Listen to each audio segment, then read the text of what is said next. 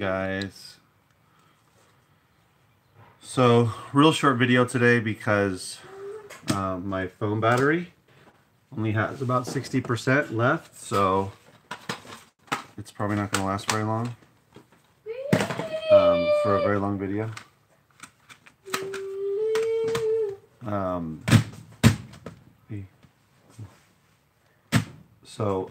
Yeah, so it's going to be really short.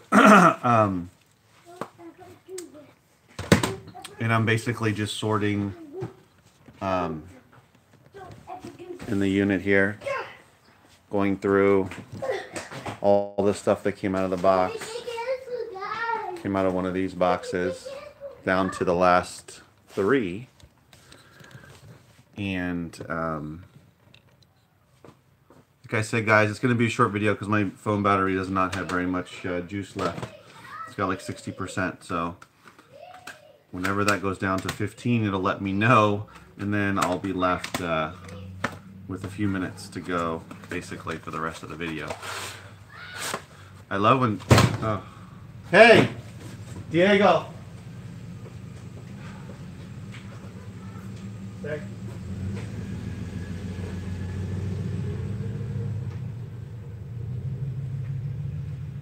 Hey, feet on say, okay?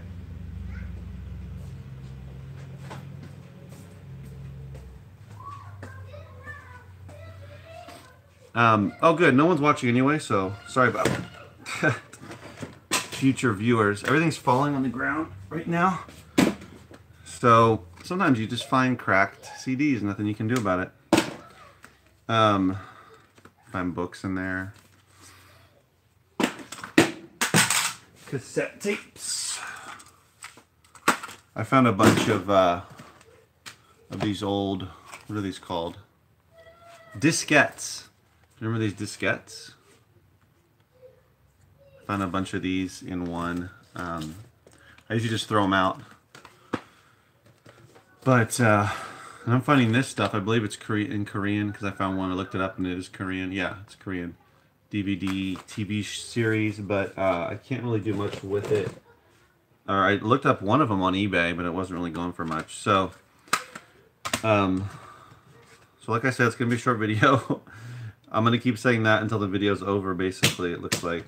But I was just thinking about, it seems like it's common sense, the title of the video, where buying new bulk, or paying for new bulk buys is funded from old sales. Hold on. Stay there.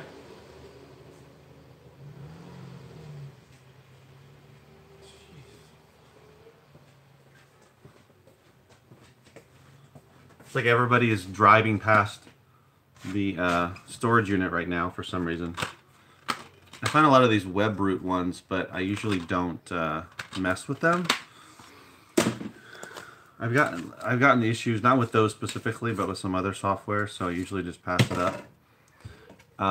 Is funding, so talking about funding,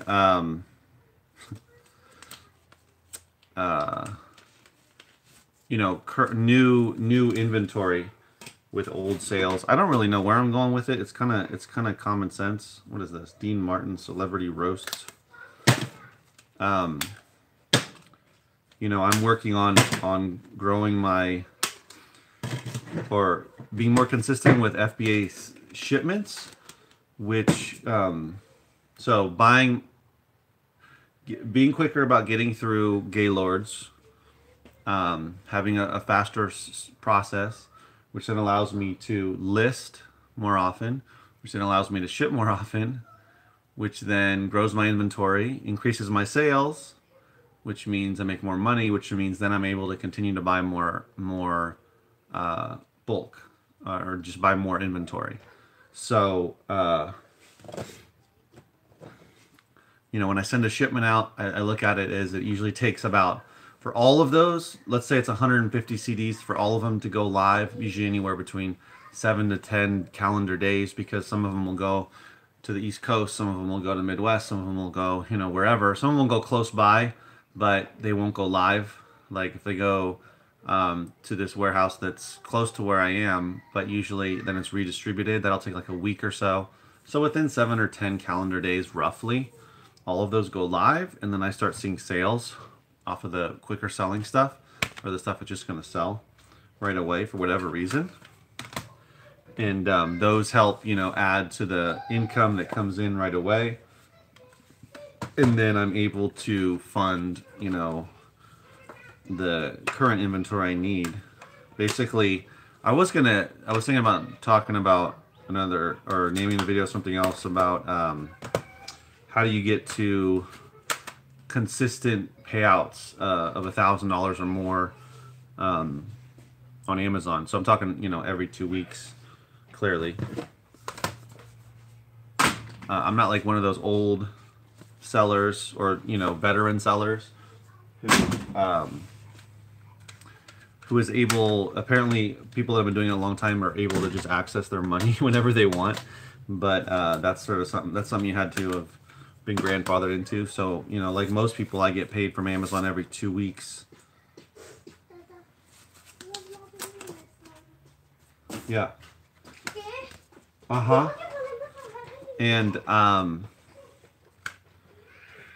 sorry. Oh yeah, so I have to wait every 2 weeks, but I'm working on getting to consistently get payouts of $1,000 and up. And I'm talking about all year, not just in the great, months, like, back to school months or, holidays. Like the best months usually are like August, a little bit of September, December, January. Those are like kind of the 4 best months. You could say July too, for books and for, for CDs. CDs, they get the big bump in December and January. So, but, I'm working towards 30 Rock and no DVDs. I'm working towards, having the kind of sales that I want all year. There's going to be down, like the summer, like June can be really slow. So there's certain months that can be slow, like October can be slow. But, if you have, slow is relative, right? Or a bit of amount of sales are relative to how much you sell normally. So I just wanted to, raise what is normal for me so that I can raise what is like a bad month for me, kind of. How big is your inventory of books? So right now, oops. My FBA inventory is over 900, so it's like 930, 940, 920, something like that. And my merchant fulfilled is just over 400. So that's where I am right now.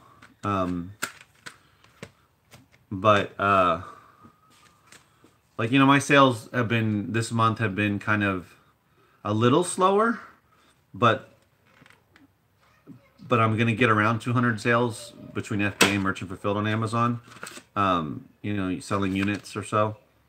I'm not sure where I am right now, today being the last day. I'm up to 6 sales today so far, but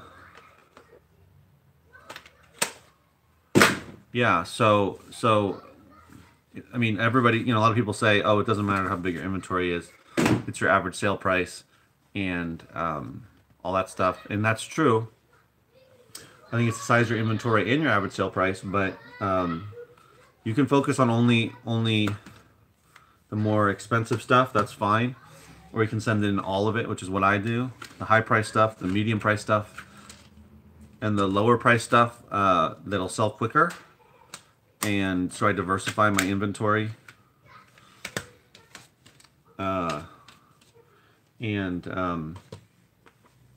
Yeah, so I diversify my inventory so that I don't really like, since I already get all this stuff and it's here, if I can make $2-3 quickly, then I'll do it. I don't send something in where I'll make 50 cents or 75 cents, but I don't know if people do that, but I will make $2, $2.50, $3, $3.50 off of a CD or a book if it's going to sell really quick. And yeah, so, but I mean, it's kind of common sense, right? How do you fund, when people are starting the business, they're either you have some money to start with, or you have enough money to start with, or you don't have very much. But that's the great thing about starting with books, let's say, is that it doesn't cost very much. But once you start sending for, let's say, a month or two, you start seeing sales, and the sales grow from, a couple sales here and there a week to you get to the point to where you're selling every other day, and then you're selling at least one a day on average, and then you're selling a couple a day, etc. It gets bigger and bigger, and your payouts go from $20 to $50 to $100 to $300 to more. You should use that money to buy more inventory and more inventory, unless I mean, the thing is, a certain percentage of it should go. Hi Brian, should go towards new inventory, because if you don't keep buying new inventory, then your sales and your income is going to go down. So I say all of it if possible, aside from, put some money aside to pay taxes and any other expenses you have for the business. But aside from that, pretty much, if not all of the rest of it, most of it should probably go towards a new inventory, so you can just keep growing it. Depends on how big you want it to grow. But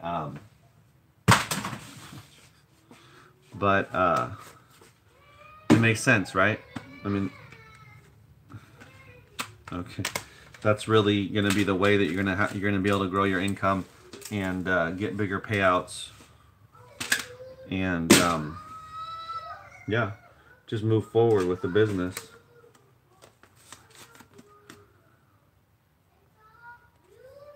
Okay, just letting you guys know now that there's 8 people here. The video is going to be relatively short because I only got 49% left on my battery. But let me get to the question. Brian says, how large of a shipment do you send it at once? Typically, I got overwhelmed with 400 units, books and games. One sec, Dave. So I usually send in. So when I do Gaylords, I'll do one Gaylord, a shipment that is one Gaylord. So it'll be for FBA, it'll usually be like anywhere from 120 to 150, a little higher sometimes, but around there, usually under 150. And then yeah, and what I try to get to is close to 100 items at least, because I usually get 3 splits. So I want those, I don't want to have one that's only like 2 or 3 CDs or books. So usually that doesn't happen if I have over 100 items. But you never know what Amazon's gonna throw my way or throw your way.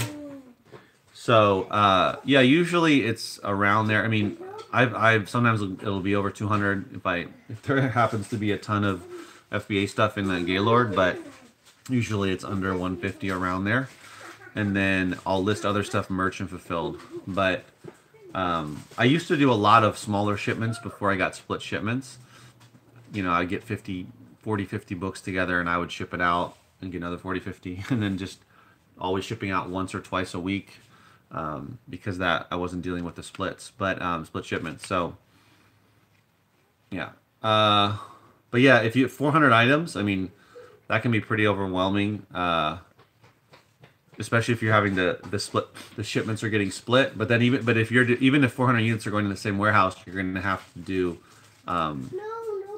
what is it called? Forgot what it's called. You're going to have to let them know what's inside each box, basically. Dave says, what kind of accounting software do you use? I have that GoDaddy bookkeeping software, and it just kind of does it for me. Honestly, I don't really use it that often, but when I need to do my taxes, I can go back and it shows everything, breaks it down by if it's an expense or income, and breaks it up between Amazon and eBay and PayPal and all that, so that I can figure out figure all the numbers I need for doing the taxes. So that's what I use right now.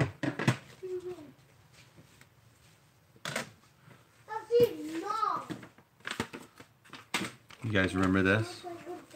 Remember when you used to put these book covers on your books with like a paper bag, and then you would put the tape over it? I found one of these in a box.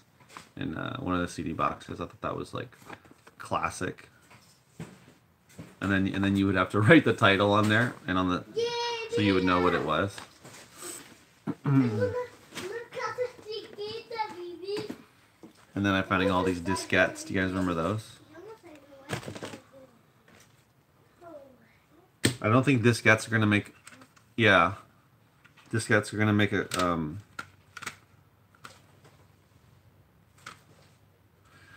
return. You guys remember Elliot Yamin? He was on. Was it the first or no second season of? Oh boy, what's the name of it?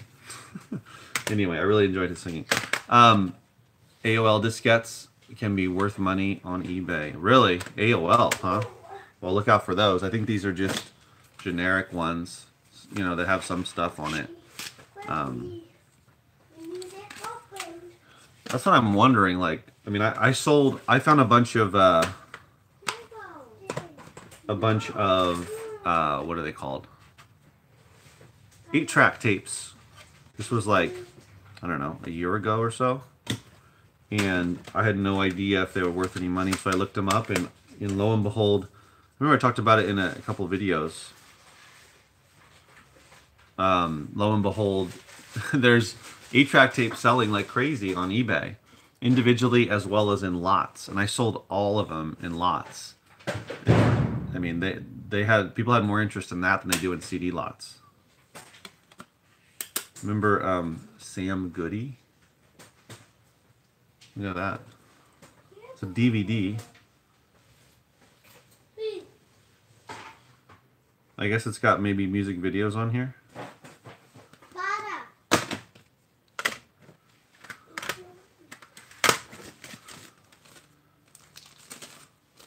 I find all kinds of random software. Yeah. You know, I used to sell a lot more software on eBay, but then I was getting like in trouble for selling some of it. Certain ones, and so I just decided to stop doing most of it.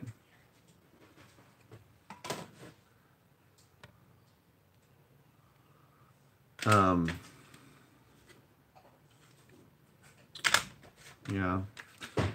Ow. I find a lot of this random like software. I mean games for kids, and this one I'll look up. You know, most of it doesn't look like it's worth anything, but some of it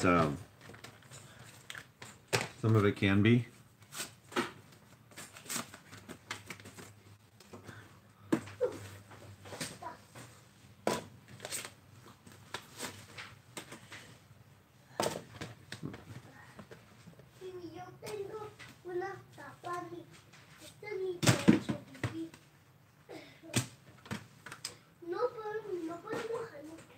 How do you know if the product keys are good on PC games? Oh, I don't know if they're good or not. I just sell them with the key, and I haven't had any issues. I mean, I don't... Even if it's been used before, I assume it can still be used again. I mean, I could be wrong, but that's... I mean, is that wrong? If you guys know about that, let me know. But I haven't had an issue. I've sold a lot of PC video games that have keys, and I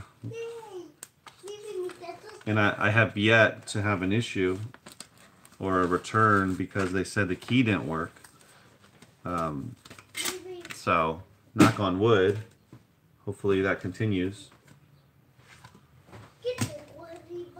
But yeah, there's some really, I'm surprised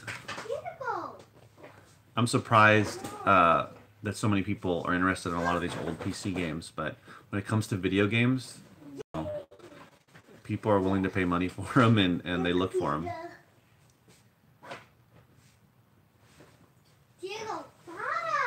Yeah. Hey, hey.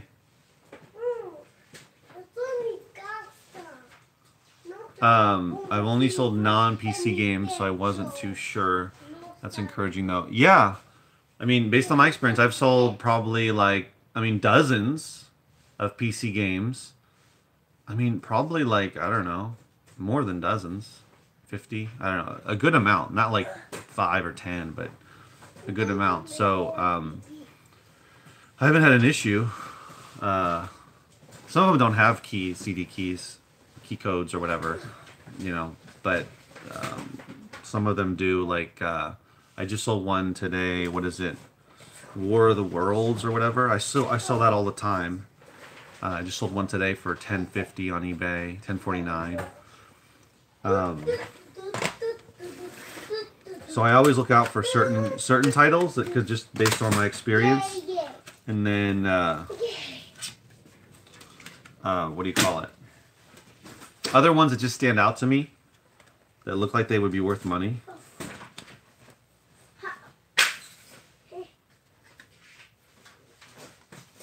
That's for iPod.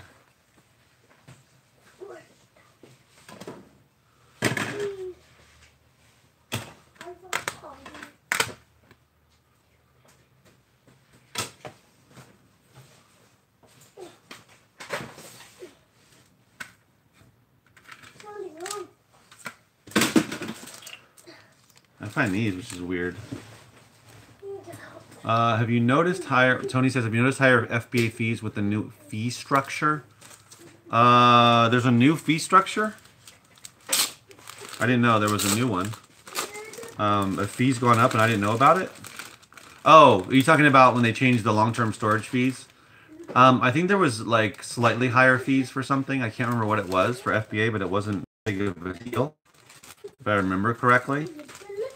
So no, I haven't, but I haven't honestly looked closely, so that's my fault if if there is if the fees. I mean, because from what I remember, I made a video about it when the fees changed, and I can't remember the specifics, but I remember, if I remember correctly, there was a slight raise in certain FBA fees, but it wasn't too big of a deal.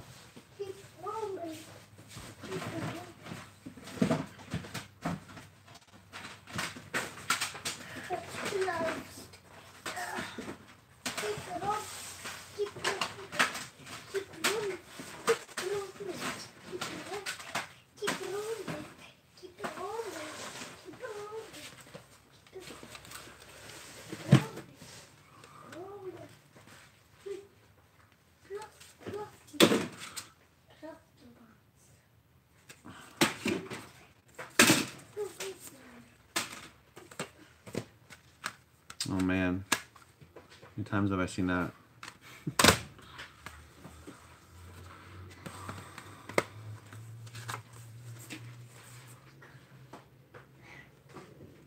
Let's see, so my battery's down to 37%, we're getting there. And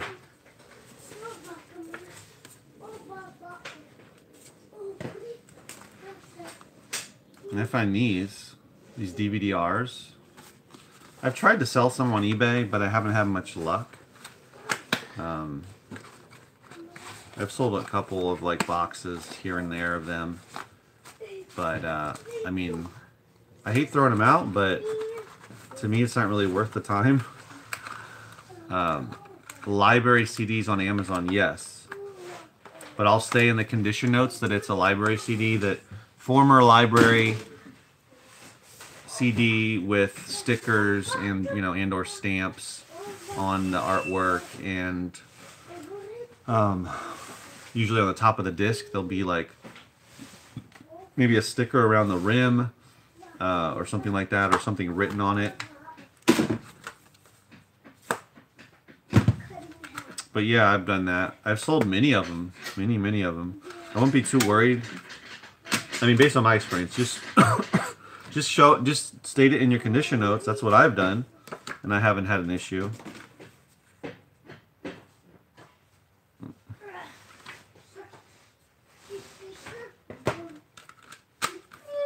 So, I mean, like I talked about in that other video about condition notes, that it's just important to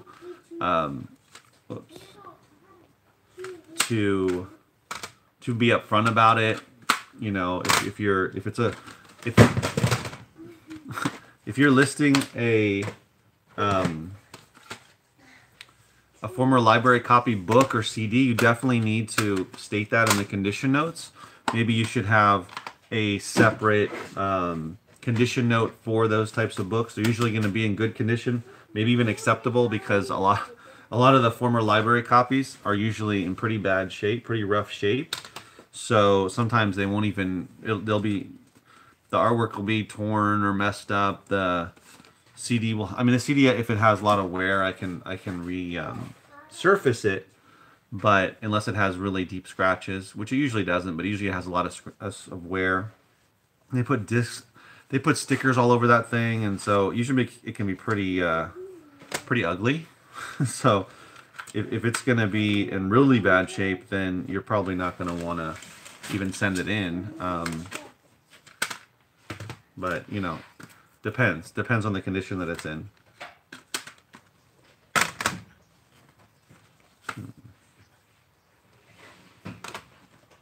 It's the worst when you scan a CD and it's good for FBA, and then you open it up and there's no CD in there. That's happened many times, especially dealing with so many CDs. Unfortunately, it just ends up happening. But it's okay. I find enough for FBA. If you guys have questions or comments, let me know. Low beam, okay.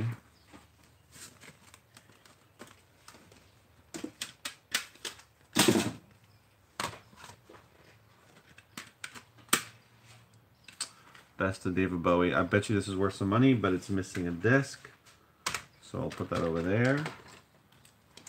I found another DVD about knitting that I'm gonna list on eBay. Oh yeah, today I had a sale on eBay in the morning of it was, I think, it was like not an audiobook, but like, yeah, sort of like an audiobook, but like a program on CDs for, it was like ESP, I think it was called. Not ESP, it was something. It was, I can't remember what it was. Not the Tony Robbins stuff, but it was something different, and sold for $30. It was something that I pulled out of a Gaylord. I sell stuff like that, you know, often. I'm always looking for software or audiobook type of stuff that is in, you know, it's in a CD format, and it's some sort of program maybe that was only, you know, was sold on TV or sold in a live event or in a church or something like that. And those are usually pretty unique, and a lot of them will go for good money. Not all of them, but enough to make it worth looking them up.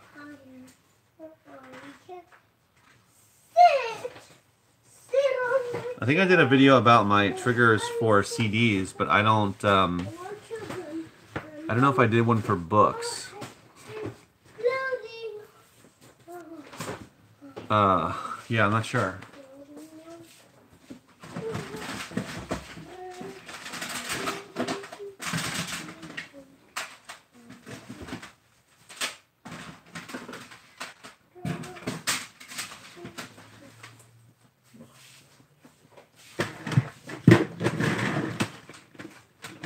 You know, I have some triggers set up, but they're real basic triggers, and I don't rely on them too much.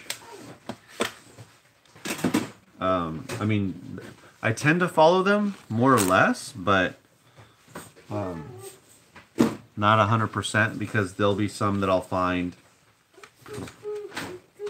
There'll be some CDs that I'll scan, and you know, my parameters will say not to buy, but then I'll want to buy, or not to, you know, to sell, but then I'll sell it, or I'll put it to the side for FBA or merchant fulfilled. So, I mean, you know, I think about it when it comes to, or with the idea of training somebody to scan for me, you know, which is eventually where I'm going to have to head if I want to step back from the business. you know, if I bring the business to where I want it to be, which is in a warehouse, having people doing most of the work instead of me doing it, then I'm gonna have to training somebody to list and somebody to sort is much easier than training somebody to scan. But you know, the parameters.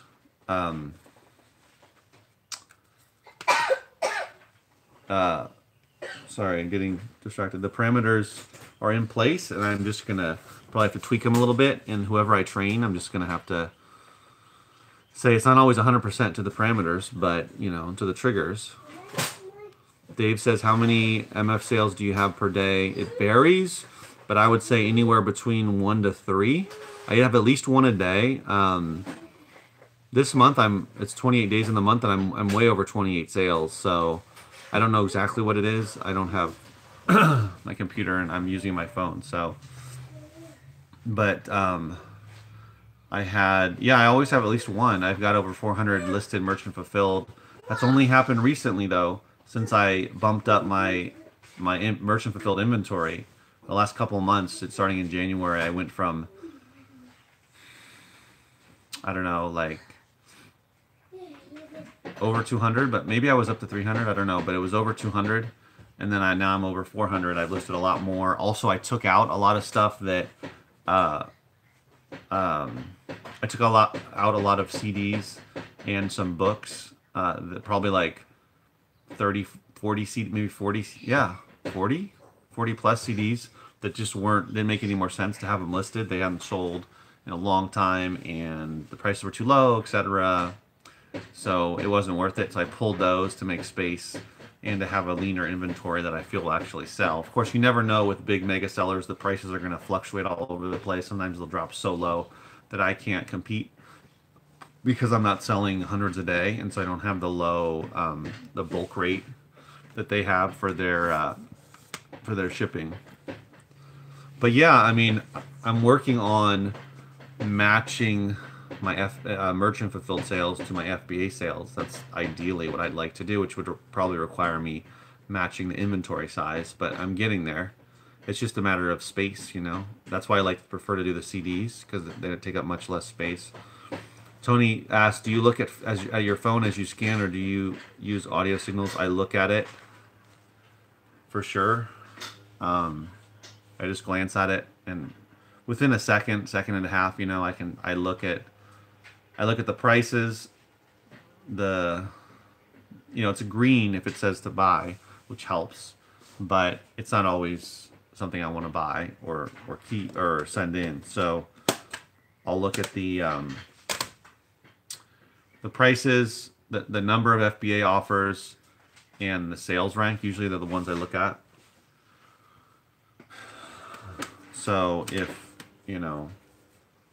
the sales rank is too high for me, for my comfort level, based on how many offers there are and the prices, it's usually the price first, number of offers, or maybe price first. Yeah, price first, number of offers, and then sales rank. And that's, you know, just glance down real quick, like 1 second, and then I can move on. So that's usually how I do it. But I know a lot of people use audio, you know, audio signals, because when I go to a book sale, I'll hear these noises, you know, from their phones. So, but a lot of those people, they just hear the sound and they throw it in their bag or their box, and because they're just all about speed. But the problem with that for me is you're probably gonna miss stuff that's not gonna ding, but yet it was worth buying. So you do free shipping? I don't do free shipping, no. Amazon keeps trying to enroll me in their free shipping thing, whatever it's called. But I don't know if I should. I haven't looked into it. Are any of you guys doing it?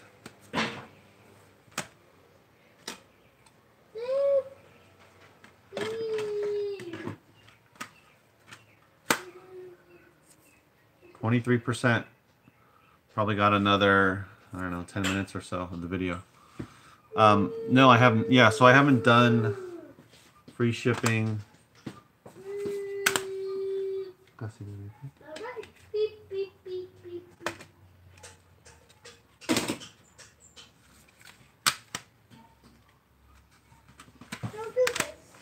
My pile now has grown where you can see it. The CDs that I'm going to scan. It's always fun when you find a Ziploc bag of CDs, some discs.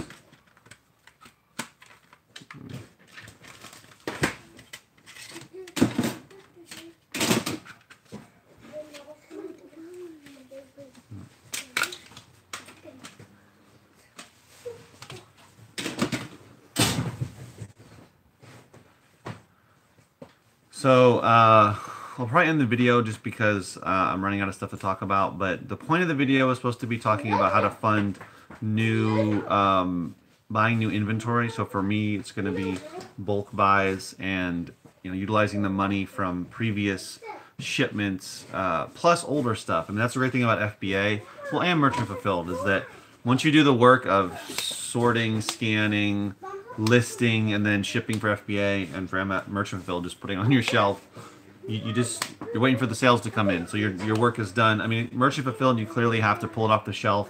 To find it, pull it off the shelf, stick it in an envelope, pay for the shipping, and then print out the labels, and then put the labels on the envelope, stick in the invoice or whatever it is into the envelope and seal it up. So that's still a little bit of work to do, but you know, not so much. And anyway, my point is, yeah, that your past work will fund your future inventory. So a certain percentage of your income should always be paying for your inventory. Everyone's situation is different. A lot of people rely on their Amazon income. You know, maybe it's just extra money, discretionary money. Either they're saving it or they're using it to take trips or whatever it is for fun money. But some people pay some of their bills for it, and their mortgage and their rent and whatever, their car payment and this, that, and the other. But definitely a certain percentage should be to keep buying more inventory, because otherwise your shipments will stop, your inventory will go down, your sales will go down, your income will go down. So, you know, at least maintain some sort of schedule, like shipping once a week, a certain amount, try to get out 50, 100 items a week, or, you know, ship out at least once a week, whatever the quantity is, you know, but keep a certain amount of money to fund your inventory growth, because that's the thing. We're not selling, I mean, for media, we're not sending in, you know, 500 of the same item, and we're not drop shipping and all that. And so we have to keep finding new inventory, which is like, you know, the downside, I guess. But it's true, you know, in order for your inventory to grow, you've got to do the work to do that. So either you or someone that you're paying has to do it. But yeah, I mean, that's common sense, but that's the deal, right? So, okay, now of course more people are joining, which is great. Anybody that's joining have any questions or comments, let me know. My phone is down to 19% battery, so there's not much left, but I'll be glad to chat or answer any questions. But it looks like no one has anything, so probably gonna end the video. I've got 2 more boxes to go. I'm gonna flip it around. Finishing up this box. These were extra boxes. Those 3 I've already done. Those are empty.